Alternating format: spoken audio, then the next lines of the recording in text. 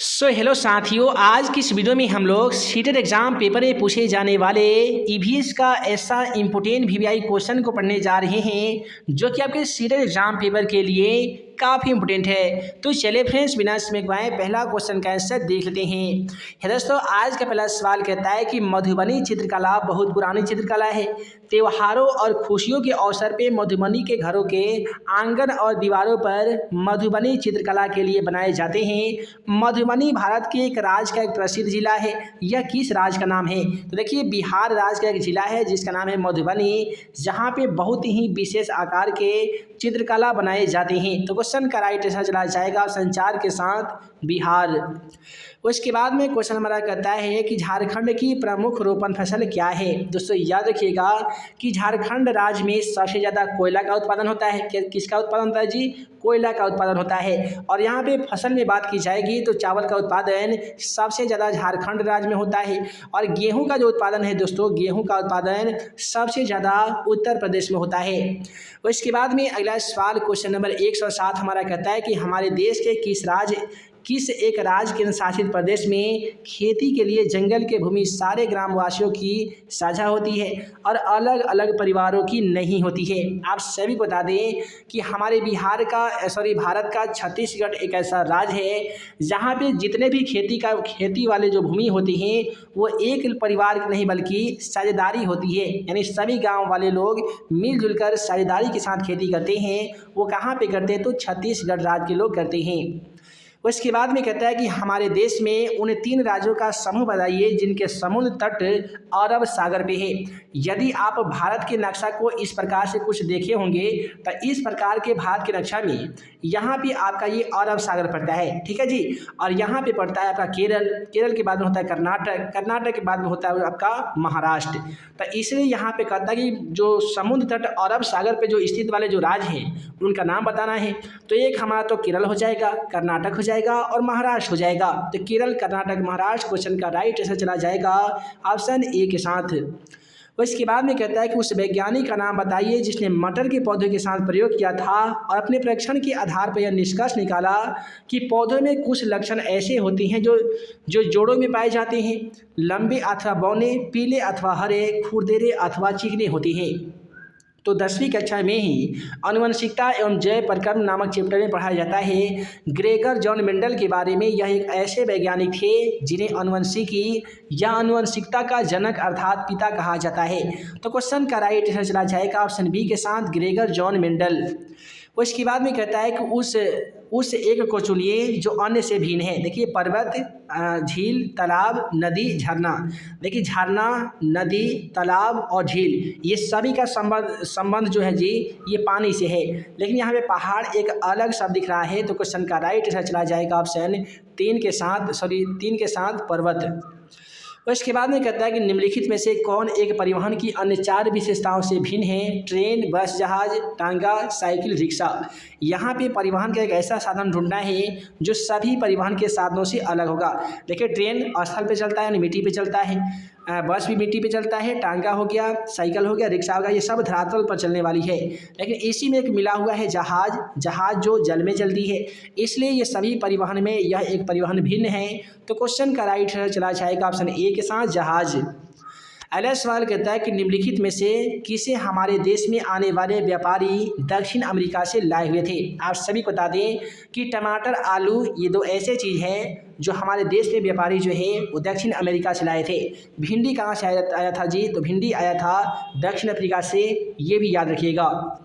उसके बाद में कहता है कि हमारे देश में नीचे दी गए किन 2 राज्यों में के लोगों का सर्वाधिक भोजन इडली, डोसा, बड़ा पाव है? देखिए, हमारे देश में एक राज्य पड़ता है जिसका नाम है तमिलनाडु और आंध्र प्रदेश।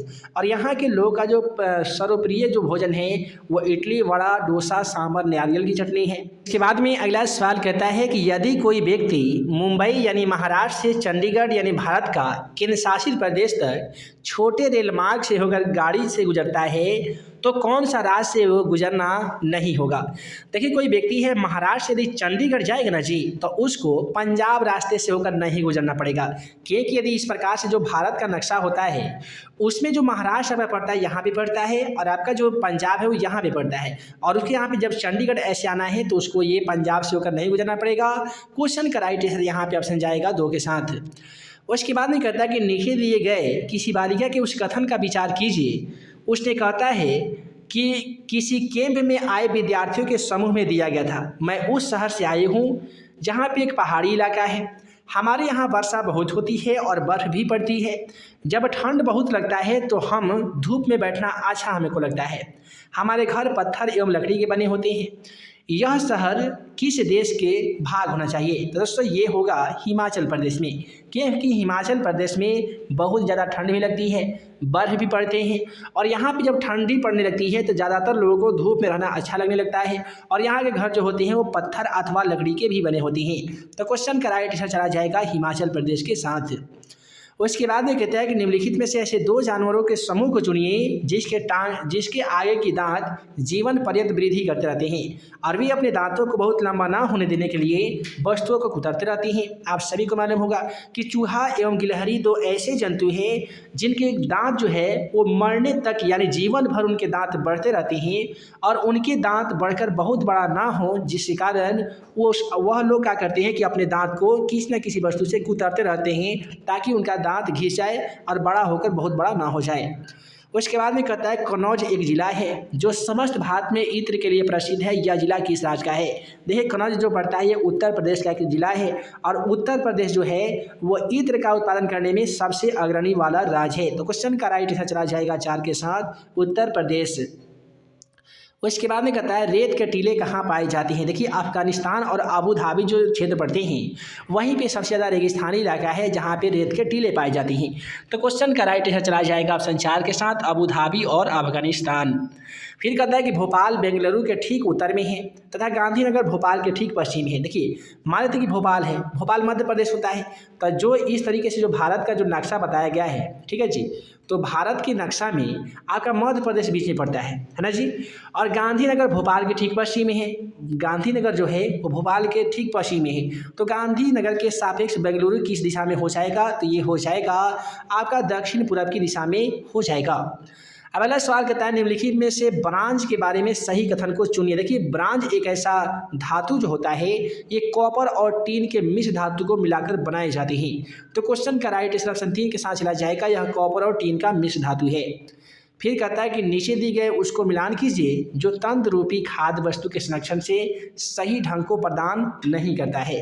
तो क्वेश्चन का राइट आंसर चला जाएगा दूध और पनीर के साथ।